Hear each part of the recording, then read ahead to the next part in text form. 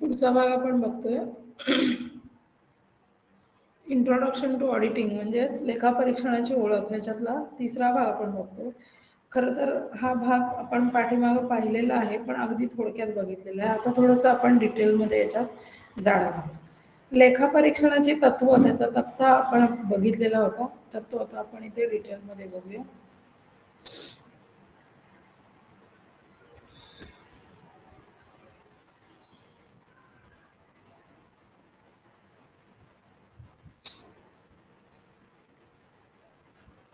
Yes, लेखापरीक्षणाची तत्वे. पहिलं तत्व जे आहे ते इंडिपेंडन्स म्हणजेच स्वतंत्रतेचं तत्व. स्वतंत्रतेचं तत्व म्हणजे आपण याआधी पण याच्याबद्दल चर्चा केली आहे की ऑडिटर, लेखापरीक्षक जो आहे तो स्वतंत्र असला पाहिजे. त्याचं स्वतंत्र स्वतःचं मत त्याला बनवायचं आहे. त्यांनी इतरांच्या कुणाच्या पूर्वग्रहातून स्वतःचं मत बनवायचं नाही आहे, त्याला स्वतंत्र अहवाल द्यायचा आहे. त्यानंतर आहे इंटिग्रिटी म्हणजे ध्येयवादीपणा, असं इथे म्हटलेलं आहे. तर इंटिग्रिटीचं प्रिन्सिपल, त्याचं जी निष्ठा जी आहे ती निष्ठा या संस्थेचं जे ओनर आहे त्या ओनरच्या बद्दल त्याची निष्ठा असली पाहिजे. ध्येयवादीपणा म्हणजे ऑब्जेक्टिव्हिटी, हे भाषांतर इथे थोडंसं चुकीचं आहे. ऑब्जेक्टिव्हिटीचं प्रिन्सिपल जे आहे त्याच्यामध्ये म्हटलंय की म्हणजे ध्येयवादी हा शब्द, त्याचं भाषांतर मात्र चुकीचं आहे. पूर्वग्रह दूषित तो असता कामा नये. त्याने जी हिशेब तपासणी तो करणार आहे ती हिशेब तपासणी ऑब्जेक्टिव्हली केली पाहिजे. ऑब्जेक्टिव्हली याचा अर्थ काय, तर तिथं जी घटना आहे, जो व्यवहार नोंदवलेला आहे त्या व्यवहाराकडे त्यांनी कोणत्याही दुसऱ्याच्या चष्म्यातून बघितलं नाही पाहिजे. त्यांनी स्वतःचं ज्ञान, स्वतःचं असलेला अनुभव, समोरच्या बिझनेसबद्दलचं असलेलं त्याचं नॉलेज, त्या बिझनेसच्या ओनरबद्दल असलेल्या त्याच्याकडे उपलब्ध असलेली सगळी माहिती, त्याची बॅकग्राऊंड, या सगळ्यावर आधारित त्याचं ऑब्जेक्टिव्हली मत त्यांनी बनवलं पाहिजे. ते पूर्वग्रहित दूषित म्हणजे ज्याला आपण बायस ओपिनियन म्हणतो, ते बायस ओपिनियन असता कामा नये. तिसरं तत्व आहे प्रकटीकरणाचे तत्व म्हणजे प्रिन्सिपल ऑफ फुल डिस्क्लोजर.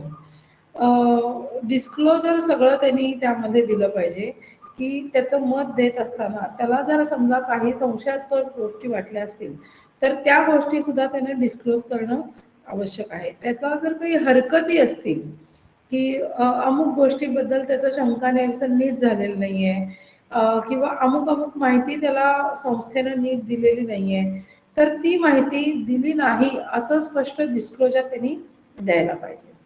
पुढचा भाग आहे की प्रिन्सिपल ऑफ मटेरियलिटी. आता हे थोडंसं माहितीचं तत्व हे त्याला शब्दप्रयोग हा थोडासा वेगळा पडतो. प्रिन्सिपल ऑफ मटेरियलिटी म्हणजे जी गोष्ट किंवा एखादी चूक असेल, एखादी अमाऊंट असेल, एखादी आर्थिक घटना असेल, त्या घटनेचं महत्त्व किती आहे ते त्यांना बघायला पाहिजे. म्हणजे ती गोष्ट मटेरियल किती आहे ते बघितलं पाहिजे. गोष्ट जर इमटेरियल आहे तर त्याच्याबद्दल त्यांनी हरकत नोंदवण्याची गरज नसते. पण मटेरियल गोष्टी ज्या आहेत, जिथं मटेरियल मिसस्टेटमेंट असेल, मटेरियल एरर असेल, मटेरियल प्रोसिजरमध्ये काही गडबड असेल, म्हणजेच मटेरियल म्हणजे मालसाठ्याचा काहीही याच्याशी संबंध नाही आहे, हे लक्षात घ्या. गोष्ट मटेरियल असणं म्हणजे त्या व्यवहाराचा परिणाम कितपत होणार आहे. छोटीशी काही वेळेला चूक दिसताना छोटी असू शकते, 10 रुपयाचा फरक असू शकतो, परंतु त्या 10 रुपयामुळं संस्थेच्या अकाउंट्सवरती खूप मोठा फरक पडत असेल किंवा टक्केवारीचा फरक असेल आणि त्याच्यामुळे खूप मोठा फरक पडत असेल तर ती मोठी म्हणजे मटेरियल गोष्ट आहे, हे लक्षात घ्यायला पाहिजे. आणि अशा मटेरियल गोष्टींच्या बद्दल त्यांनी योग्य तपासणी केली पाहिजे. त्याला जर मटेरियल एरर्स आढळल्या किंवा महत्त्वाच्या गोष्टींमध्ये काही त्याला शंका असतील तर त्या त्यानं मांडल्या पाहिजे. त्यानंतर आहे प्रिन्सिपल ऑफ कॉन्फिडेन्शियलिटी म्हणजे गुप्ततेचं तत्व. जी माहिती त्याला मिळणार आहे, आता त्याच्याकडे संस्थेचे संस्थेचं तो लेखापरीक्षण करतोय त्याची सगळी माहिती त्याच्याकडे असते. सगळ्यांकडनं घेतलेली निवेदनं त्याच्याकडे असणार आहेत, त्यानं काही इन्क्वायरी केली असेल तर त्याची स्पष्टीकरणं असणार आहेत, परंतु ही सगळी माहिती उघड करण्याचा त्याला अधिकार नाही. जर कायदेशीर त्याचा पुरावा कुठं जर मागितला, समजा कोर्टात त्याला माहिती सादर करण्याची वेळ आली आणि त्या कंपनीनं तशी परवानगी दिली, तरच ती माहिती त्याला उघड करता येते. अदरवाईज त्याला ती माहिती उघड करता येत नाही. म्हणजे कुठलाही ऑडिटर असं बोलता बोलता कोणाची माहिती एक दुसऱ्या कोणाला संस्थेला देणं किंवा दुसऱ्या काही संबंधित लोकांना देणं, हे त्यानं केलं नाही पाहिजे. त्यानंतर आहे स्किल अँड कॉम्पिटन्स, म्हणजे कौशल्य आणि क्षमता. हिशेब तपासणी करण्यापूर्वी त्याच्याकडे सगळ्या ह्या स्किल्स आहेत की नाही, क्षमता आहेत की नाही, हे बघितलं जातं. त्याची अपॉइंटमेंट करण्यापूर्वी त्याला तो अहवाल नीट तयार करता येतोय की नाही. त्यानंतर ICAI जे नियम वेळोवेळी जाहीर केलेले आहेत ते सगळे त्याला माहिती आहेत का, त्याच्यातील बदल त्याला माहिती आहेत का, हे बघणं गरजेचं आहे. म्हणजे या गोष्टी त्याच्याकडे असल्या पाहिजेत.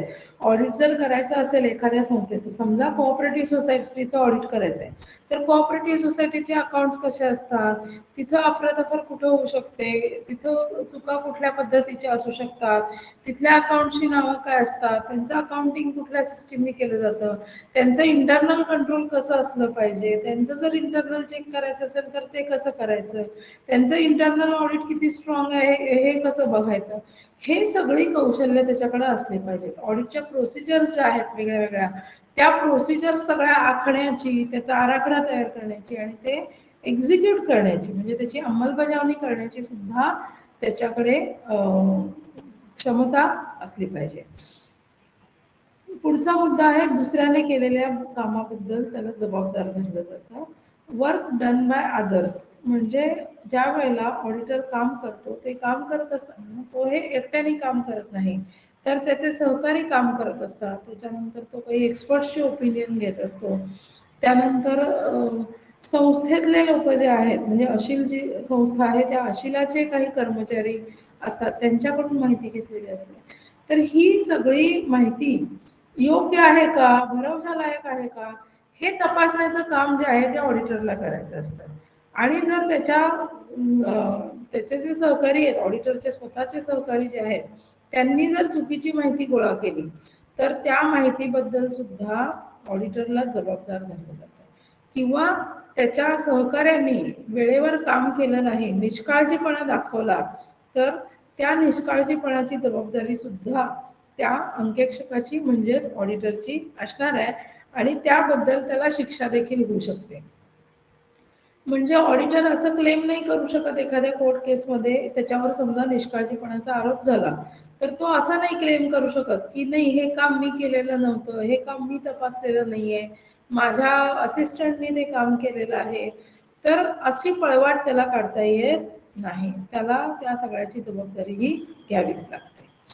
Next part is working papers, म्हणजे कागदपत्र जी त्याच्या ताब्यामध्ये असतात, तर ती कागदपत्र म्हणजे त्याला ओरिजिनल संस्थेची कागदपत्र असतात ती नव्हे, तर तो स्वतःच काही फाईल मेंटेन करत असतो समोरच्या अशिलाच्या व्यवसायाच्या बद्दलची, त्याच्या ऑडिट बद्दलची.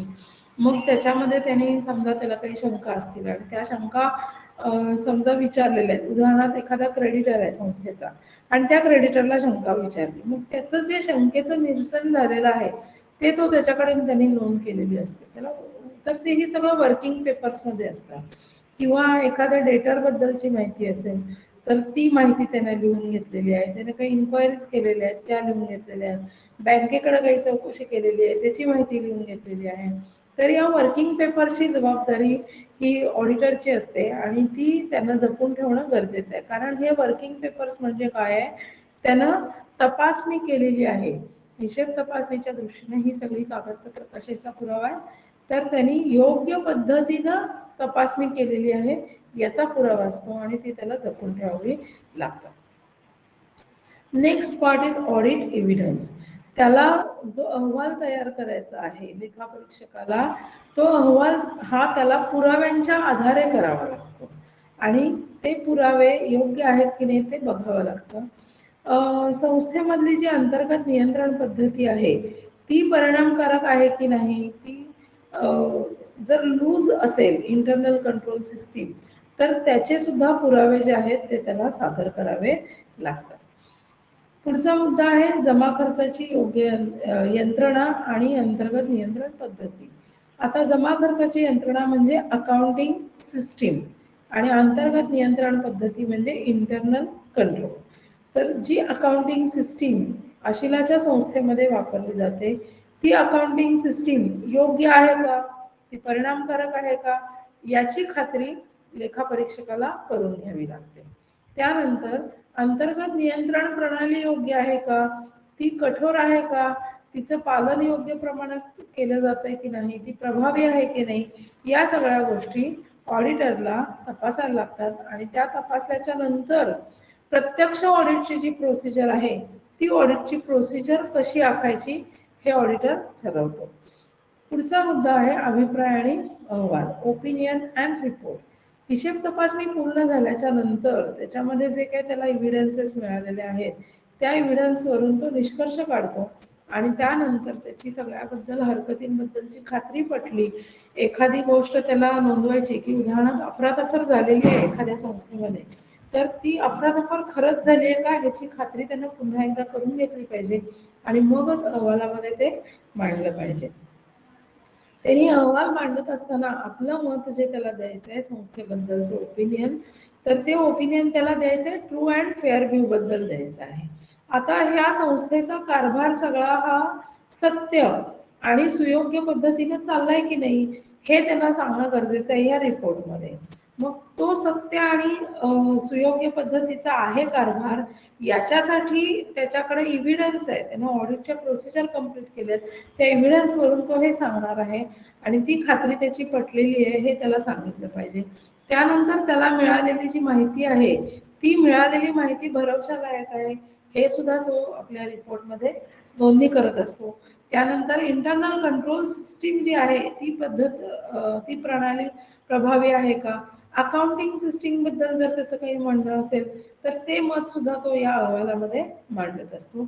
आणि त्यानंतर या अहवालामध्ये ग्रेड दिली जाते, ऑडिटची ग्रेड असते तर ती ग्रेड दिली जाते, अ वर्ग, ब वर्ग, क वर्ग या पद्धतीने त्या व्यवसाय संस्थेला ग्रेड दिली जाते आणि ती या अहवालामध्ये नोंदली जाते. पुढचा मुद्दा आहे इंटिग्रिटी म्हणजे एकनिष्ठता. तो आपल्या व्यवसायाशी एकनिष्ठ असला पाहिजे. ऑडिटचे जे प्रिन्सिपल्स आहेत त्या ऑडिटच्या प्रिन्सिपल्सशी तो एकनिष्ठ असला पाहिजे आणि त्या पद्धतीने त्याने व्यवसाय केला पाहिजे. सो हे झाले आपले ऑडिटिंगचे प्रिन्सिपल्स. पुढच्या भागाकडे जाऊया आपण. इथे इंग्रजीमध्ये हे प्रिन्सिपल्स दिलेले आहेत. इंटिग्रिटी, ऑब्जेक्टिव्हिटी आणि इंडिपेंडन्स तिन्ही गोष्टी या एकमेकांवर अवलंबून आणि एकमेकांना पूरक असणाऱ्या आहेत. कॉन्फिडेन्शियलिटी म्हणजे गुप्तता, स्किल्स अँड कॉम्पिटन्स आपण बघितलं, कौशल्य आणि क्षमता. Responsibility of work perform by others म्हणजे इतरांनी केलेल्या कामाबद्दल त्याला जबाबदार धरलं जातं. डॉक्युमेंटेशन म्हणजे सगळ्याची कागदपत्र त्याला मेंटेन करायची आहेत, कामकाज कागदपत्रे म्हणतो त्यांना किंवा वर्किंग पेपर्स असं म्हटलं जातं. प्लॅनिंग त्याला ऑडिट करण्यापूर्वी करायचं आहे म्हणजे नियोजन करून ऑडिट करायचं आहे. हा मुद्दा मराठी मुद्द्यांमध्ये आलेला नव्हता पण योग्य आखणी आणि नियोजन त्याला करायला लागतं. ऑडिट इव्हिडन्स पुरावे सगळे त्याला गोळा करावे लागतात. अकाउंटिंग सिस्टीम आणि इंटरनल कंट्रोल याची तपासणी त्याला करायला लागते. ऑडिट कन्क्लुजन्स अँड रिपोर्ट त्याचं मत आणि त्याचा अहवाल त्याला सादर करावा लागतो. आणखीन एक भाग आपण बघितला होता, ऑडिटचे उद्देश जे बघितले होते त्या उद्देशांमध्ये आपण चुकांचे वेगवेगळे प्रकार बघितलेले आहेत. तर ते प्रकार पुन्हा एकदा आपण इथे बघणार आहोत. इथे मराठी PDF मधली लिंक तुम्हाला दिलेली आहे, ती लिंक पण आपण बघूयाच. पण त्याचबरोबर आपल्या आधी आपण मराठीतले लिंक बघूया आणि त्यानंतर उदाहरणं त्याची आपण इंग्रजीतून पुन्हा बघणार आहोत.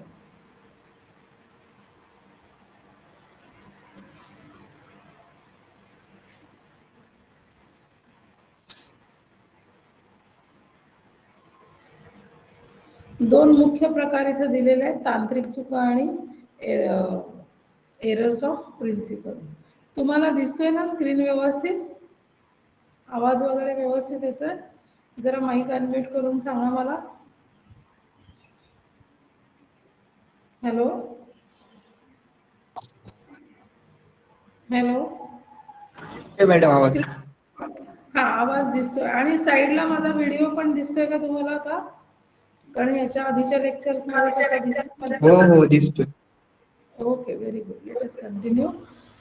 चुकांचे दोन महत्वाचे प्रकार. पहिल्या एरर आहेत त्या क्लेरिकल एरर, त्यांना तांत्रिक चुका किंवा कारकुनी चुका असं म्हटलं जातं.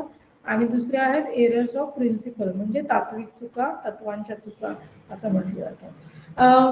तांत्रिक चुकांमध्ये 4 महत्वाचे प्रकार आहेत.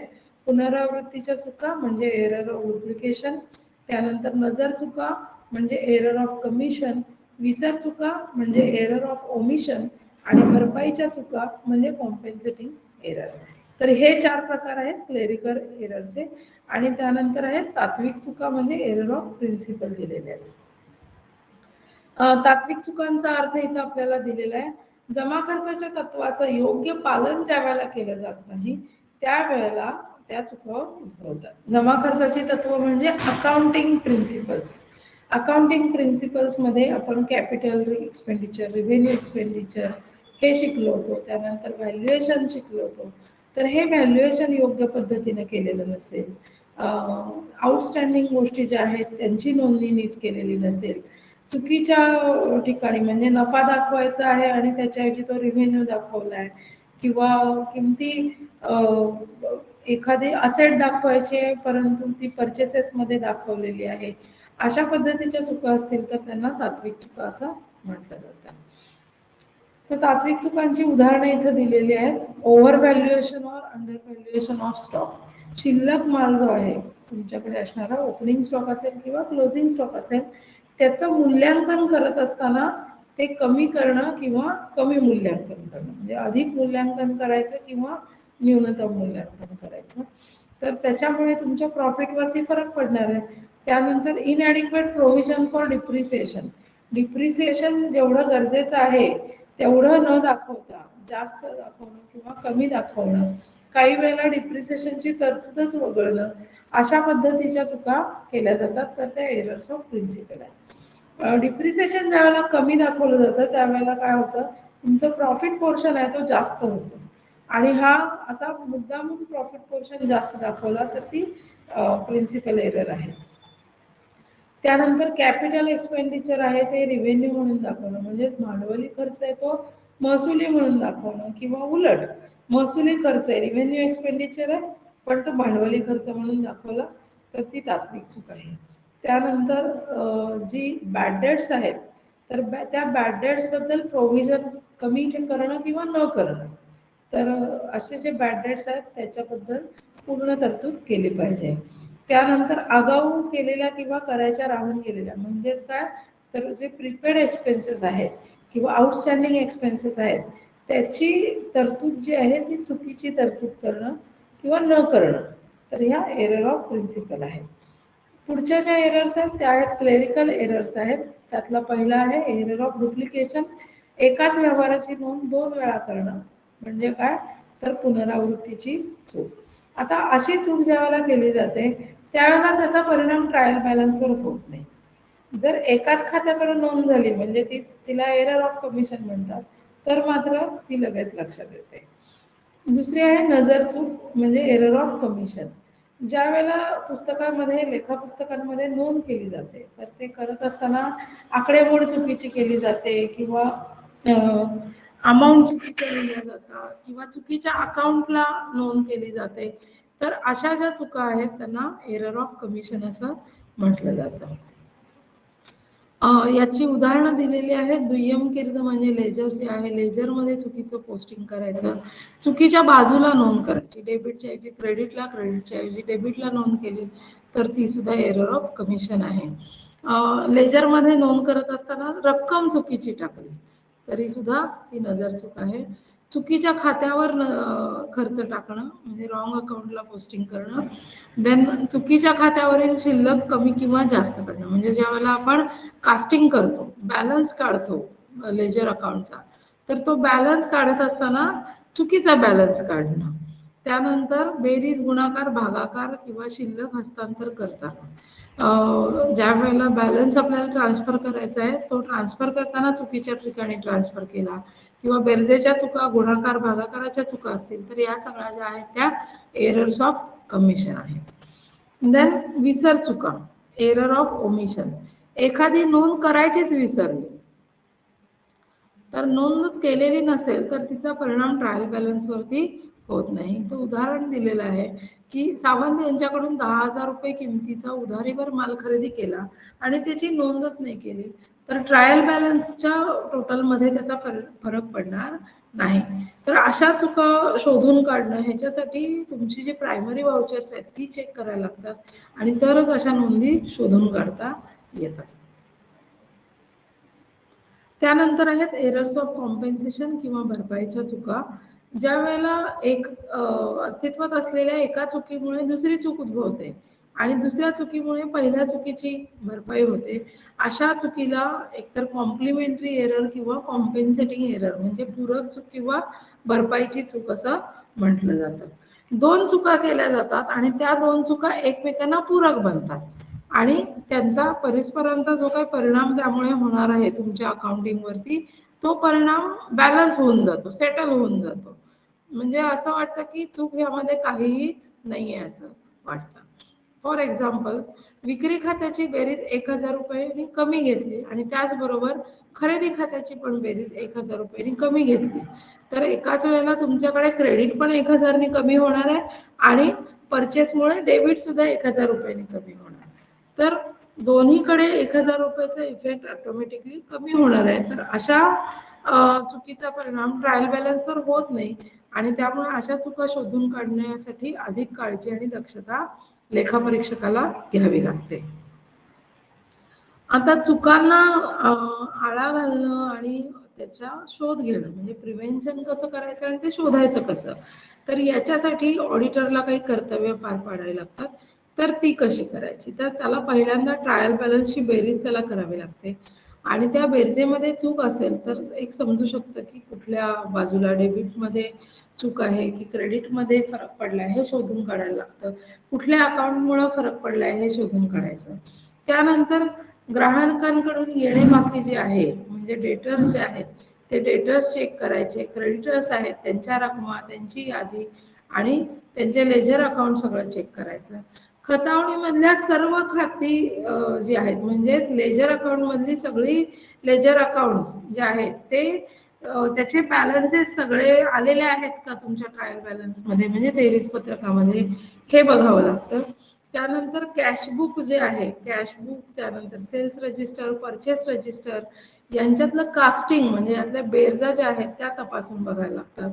त्यानंतर कॅशबुक मधून सगळे व्यवहार लेजर अकाउंटला ट्रान्सफर केलेत का हे चेक केलं जातं आणि सगळीकडच्या बेरजा ज्या आहेत त्या तपासून बघायला लागतात आणि ह्याच्यातून एरर्स कुठे झालेल्या असतील तर त्या शोधल्या जातात. याचं विशेष उद्दिष्ट दिलेलं आहे की ह्या चुका आणि शोधण्याचं कारण काय, तर कर्मचाऱ्यांवरती एक नैतिक अंकुश राहिला पाहिजे. कायद्याच्या तरतुदीचं पालन करण्यासाठी पण तिथे चुकारहित अकाउंट्स आपले असले पाहिजेत. त्यानंतर इन्कम टॅक्स, सेल्स टॅक्स वगैरे सगळ्यांना रिटर्न्स भरावे लागतात, तर ते रिटर्न्स अचूक भरण्यासाठी सुद्धा चुका बिनचूक असल्या पाहिजेत अकाउंट्स. त्यानंतर भविष्यकालीन आर्थिक धोरण ठरवणं, याच्यासाठी हे आपण हा जो मुद्दा आहे हा मुद्दा विशेष उद्दिष्ट जे आहेत म्हणजे आपण ह्याच्या आधीचा मुद्दा बघितला होता तो दुय्यम उद्दिष्ट होतं आणि हे विशेष उद्दिष्ट ऑडिटचं विशेष उद्दिष्ट आहे. याचा चुका आणि अफरातफरशी काही संबंध नाहीये. मला चुकून ह्यातलाच प्रकार वाटल्यामुळे मी ते इथे एक्सप्लेन त्या पद्धतीने केलं. तर ही ऑडिटची विशेष उद्दिष्ट दिलेली आहेत. प्राथमिक उद्दिष्ट होतं ते म्हणजे ट्रू अँड फेअर व्यू तपासणं आणि अहवाल देणं, हे प्राथमिक उद्दिष्ट. दुय्यम उद्दिष्ट जे आहे ते चुका आणि अफरातफर शोधणं आहे आणि ही विशेष उद्दिष्ट इथे दिलेली आहे. याच्यानंतरचा प्रकार जो आहे आपण आधी प्रेझेंटेशन मध्ये काही चुकांचे आणखी एक्झाम्पल्स मी दिलेले ते पण आपण बघूया आणि मग आपण अफरातफर या विषयाकडे आपण जाऊया. विसर चुकांची काही उदाहरणं दिलेली आहेत. एरर्स ऑफ ओमिशनची, cash received from Ponarsan recorded in the cash book but not posted in Ponarsan's account in the ledger. म्हणजे पोनार्सन या व्यक्तीच्या बुक्समध्ये, कॅश बुकमध्ये कॅश आलेली हे रेकॉर्ड केलेलं आहे, परंतु ती पुढे खतावणीमध्ये म्हणजेच लेजरमध्ये त्याचं रेकॉर्ड केलेलं नाहीये. त्यानंतर goods sold to Cheran on credit recorded in the sales book but not posted to Cheran's account in the ledger. चेरनला विक्री केलेली आहे, परंतु ही जी विक्री आहे ही विक्री रेकॉर्ड केलेली नाही त्याच्या लेजर बुकला. सेल्स बुकमध्ये रेकॉर्ड केलेला आहे, पण तुम्हाला चेरन अकाउंट जो आहे तो काढायला पाहिजे आणि त्या अकाउंटमध्ये ही नोंद करायला पाहिजे, कारण तो तुमचा डेटर आहे, म्हणजे डेटरचा स्वतंत्र अकाउंट हा काढला पाहिजे. Then purchase of furniture from Thendral and company on credit recorded in the journal and posted to furniture account but not posted to Thendrel and Company account. तर फर्निचरची खरेदी केली आहे थेंड्रल अँड कंपनीकडून आणि क्रेडिट बेसिसवरती केलेली आहे, त्याची जर्नल एंट्री केलेली आहे. त्यानंतर आता इथं दोन अकाउंट संबंधित आहेत. एक आहे हा असेट अकाउंट म्हणजे फर्निचर अकाउंट, आणि दुसरं तुम्ही देणं लागता थेंड्रल अँड कंपनी अकाउंटला, तर तो सुद्धा अकाउंट आपल्याला इथे काढला पाहिजे. पण यांनी काय केलंय, फक्त फर्निचर अकाउंटला नोंद केली, पण दुसरीकडे त्याचा इफेक्ट जो आहे सेकंड इफेक्ट तो देणं राहून गेलेला आहे. तर ही सुद्धा काय आहे, एरर ऑफ ओमिशन आहे.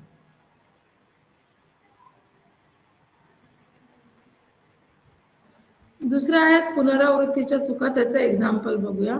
क्रेग्स डिझाईन अँड लँडस्केपिंग सर्व्हिसेसचा हा रिपोर्ट आहे डिसेंबर 2015चा. याच्यामध्ये आपल्याला इथे डेबिट्स म्हणजे यामध्ये दिलेले इथे सेम रक्कम दिसते आपल्याला बघा, 900 रुपये, ही 900 रुपये आणि पुन्हा एकदा 900 रुपये रक्कम आहे. आणि दोन्हीची तारीख काय आहे, 25/12/2015, 25/12/2015. एकदा लिहिताना लिहिलेलं आहे तिथे बिल आणि दुसऱ्यांदा लिहिताना लिहिलेलं आहे एक्सपेन्सेस. दोन्ही सुद्धा एक्सपेन्सेस आहेत. इथे लिहिले बिल्डिंग लीज लिहिलेलं आहे. अकाउंट काय आहे, रेंट और लीज अकाउंट आहे. आणि इथं अकाउंट्स पेएबलला केलेलं आहे आणि इथे चेकिंग म्हणून नोंद केलेली आहे. दोन्ही एंट्री सेम आहेत. 900 रुपयाची एंट्री इथे दोनदा रेकॉर्ड केलेली आहे. So this is error of duplication. इथे ऑडिट मार्क करताना त्यांनी इथे ऑडिटमध्ये मार्किंग केलेलं आहे, rent payment was entered twice. इथे त्यामुळे रेंटचा टोटल अमाऊंट किती झाली, 900 बसायला हवी होती, त्याच्याऐवजी अमाऊंट झालेली आहे $1800 इतकी त्याची अमाऊंट झालेली आहे. पुढचा प्रकार आहे एरर ऑफ कमिशन. एक्झाम्पल आहे, a purchase of £44 worth of goods from C Simpsons on 4 September was entered in error in C Simpsons account. इथे आहे सिमन्स अकाउंट आणि इथं आहे सिम्पसन्स अकाउंट. म्हणजे नाव होतं त्या अकाउंटचं काय, सिमन्स अकाउंट होतं, त्याच्याकडनं खरेदी केलेली होती, पण प्रत्यक्षात एंट्री करताना काय झालेलं आहे, सिमन्स अकाउंटला एंट्री दाखवलेली आहे. The error was found on 30 September. 30 सप्टेंबरला ही एरर मिळाल्याच्या नंतर यांनी याचं रेक्टिफिकेशन केलेलं आहे. रेक्टिफिकेशन करण्यासाठी काय केलं, सिम्पसन अकाउंट जो आहे म्हणजे ज्याला दाखवलेलं आहे त्याच्याकडनं हे वजा केलं आणि सिमन्स अकाउंटला इथे क्रेडिट केलेलं आहे. सो रॉंग अकाउंटला नोंद केलेली होती परचेस इनवॉइसची, ती इथे करेक्शन केलेली आहे.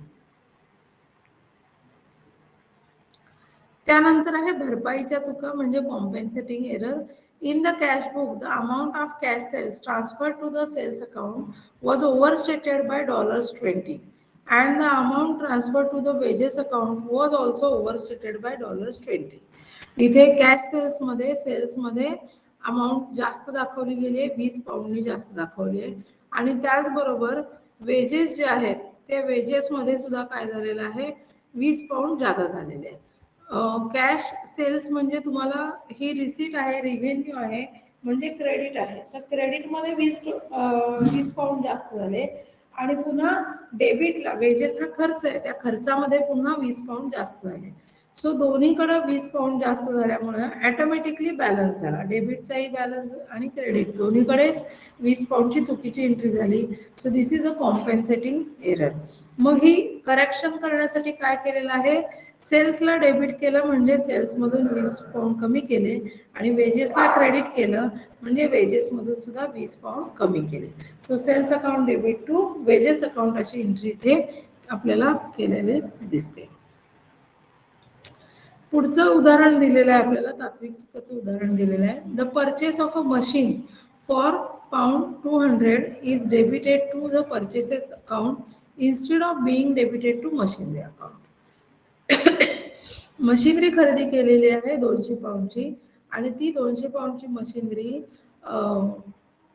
मशिनरी अकाउंटला दाखवायला हवी ती न दाखवता कुठे दाखवली आहे, परचेस अकाउंटला दाखवली आहे. मग आता हे रेक्टिफिकेशन करायला पाहिजे.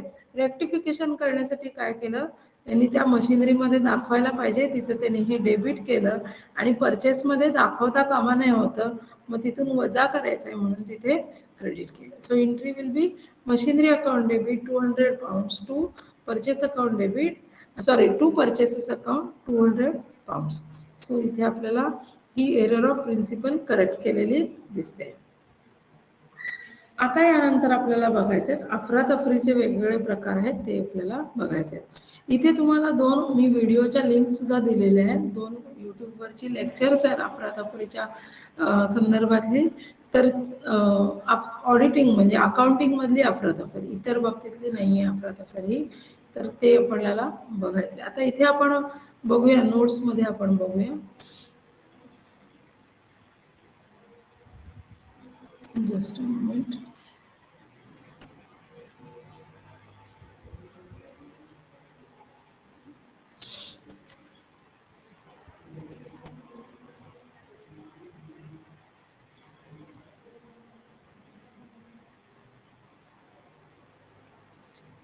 Page number is 13. Okay.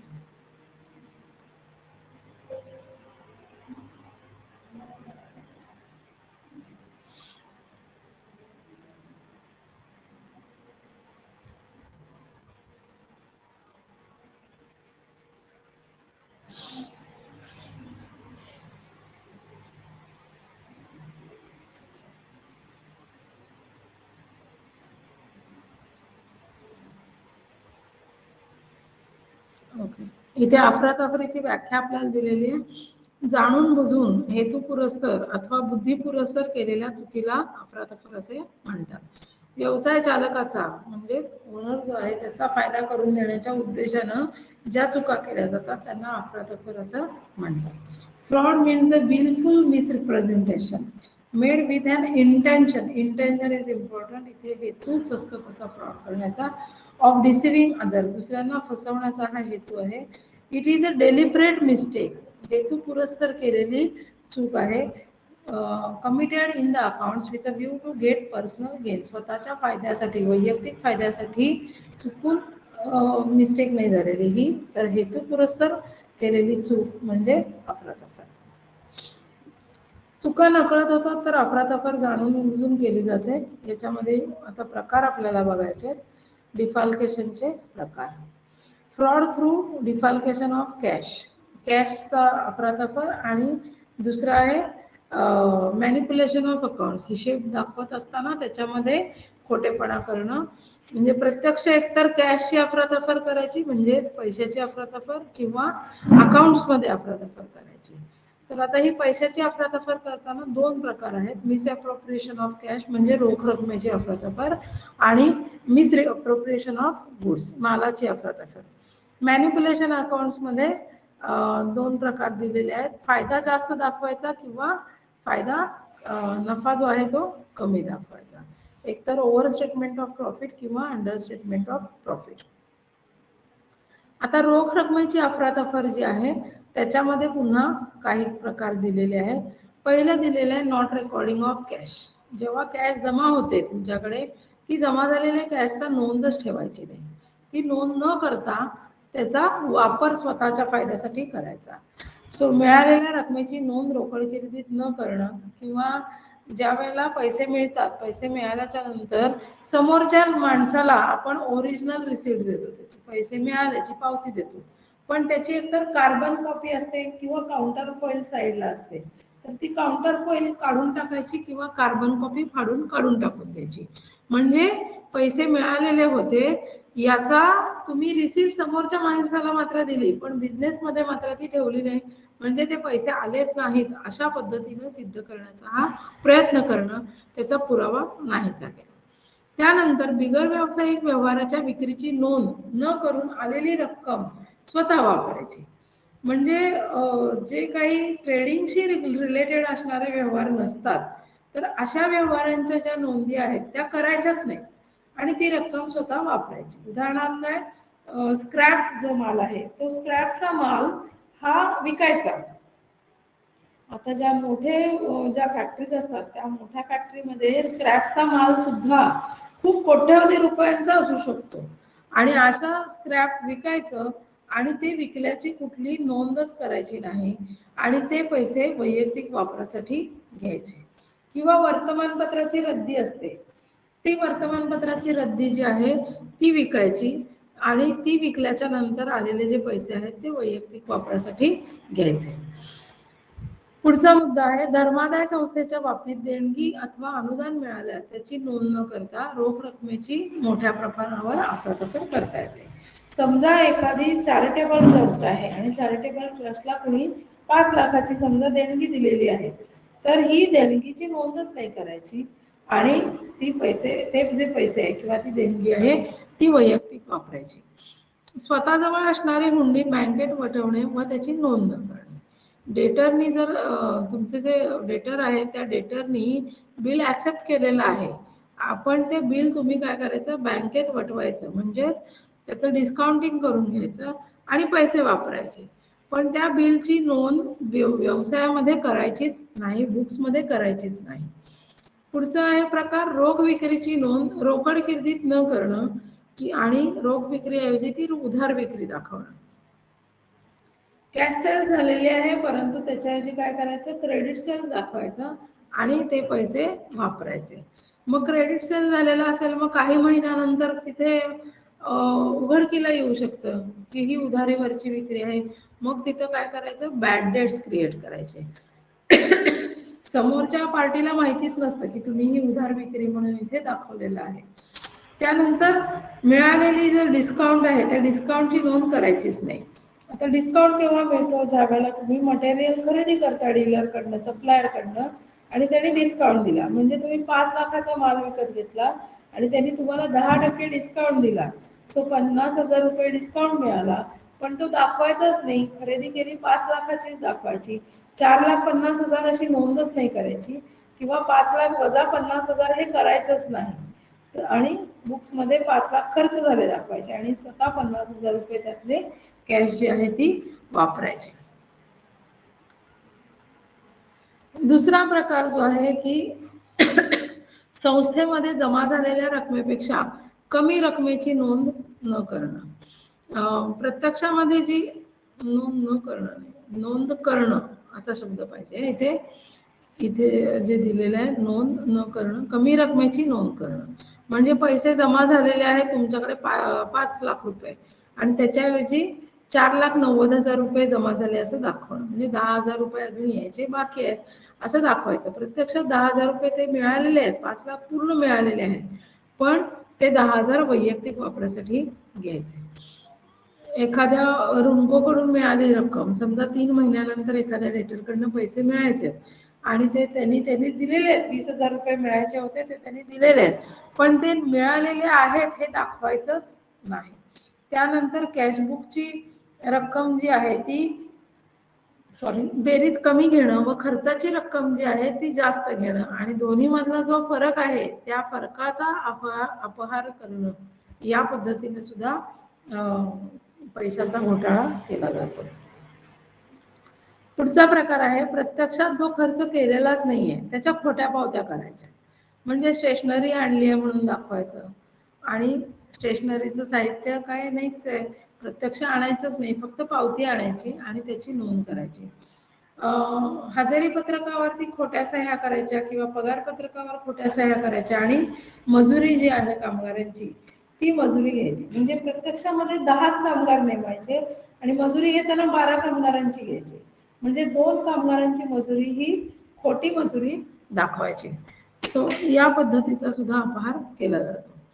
नंतर प्रत्यक्षात एखादा खर्च झाला नसताना देखील तो खर्च झालाय असं दाखवायचं आणि त्याच्या खोट्या पावत्या तयार करायच्या. म्हणजे समजा ऑफिसमध्ये काही दुरुस्तीचं काम काढलेलं आहे असं दाखवायचं आणि त्याच्या खाली 5-25 हजार रुपये घ्यायचे.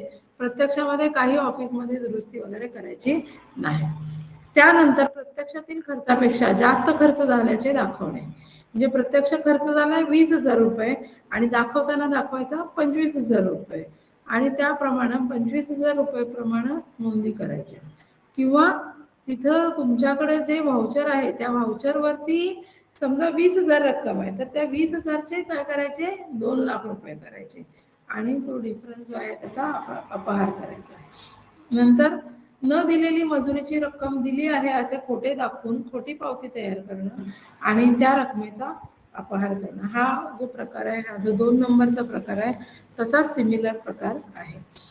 त्यानंतर पुढचा प्रकार दिलेला आहे misappropriation of cash by wrong entries.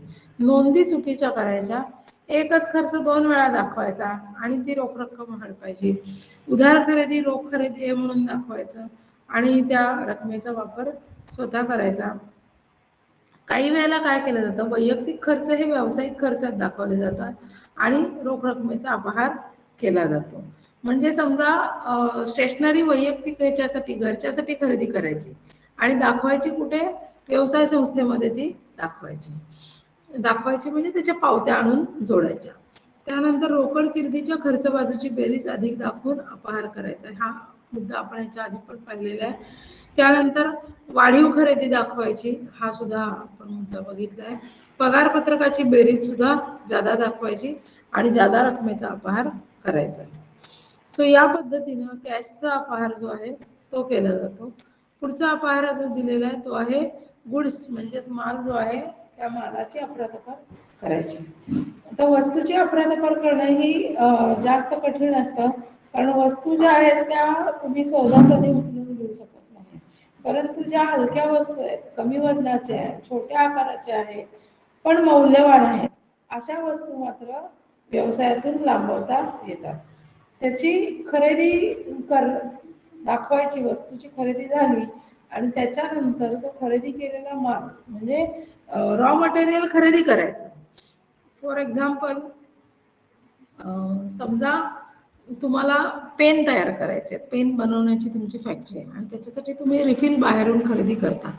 तर रिफिलची खरेदी करायची आणि तो माल गोडाऊनमध्ये पोहोचण्यापूर्वी समजा तुम्ही 1,000 टन रिफिल मागवलेले असतील किंवा नगांमध्ये समजा तुम्ही 1,00,000 रिफिल मागवलेले असतील तर त्यातल्या 100 रिफिल किंवा 1000 रिफिल तुम्ही अगोदरच काढून घ्यायच्या. स्टोअर्समध्ये जाण्यापूर्वीच काढून घ्यायच्या. मग त्यामुळे स्टोअर्समध्ये रिफिल पोहोचणार किती उरलेल्या रिफिल्स पोहोचणार.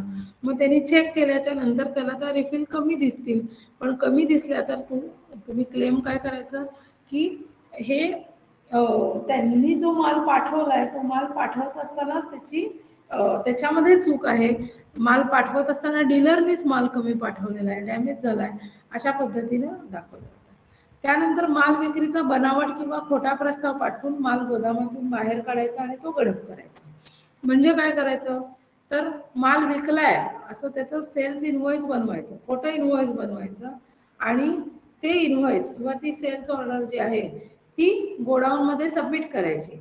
मग गोडाऊन कीपर जो आहे तो काय करणार तो माल बाहेर काढणार डिलिव्हरीसाठी आणि मग तो डिलिव्हरीसाठी बाहेर आलेला माल घेऊन जायचा.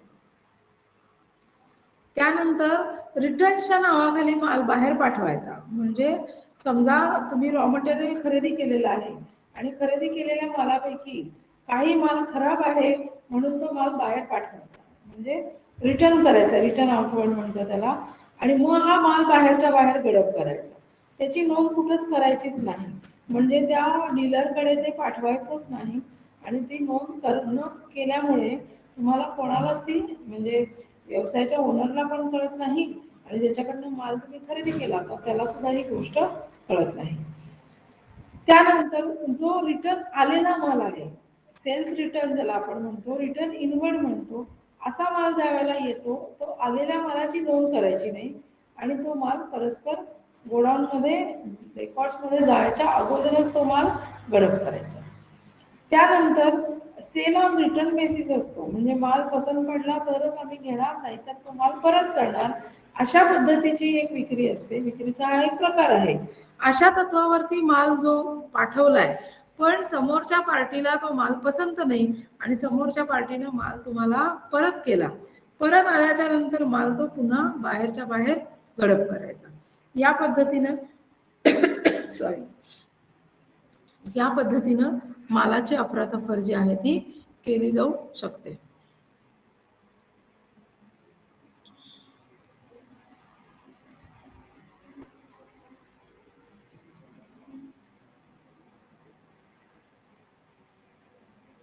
सो इथे आता आपण थांबूया, एक ब्रेक घेऊया.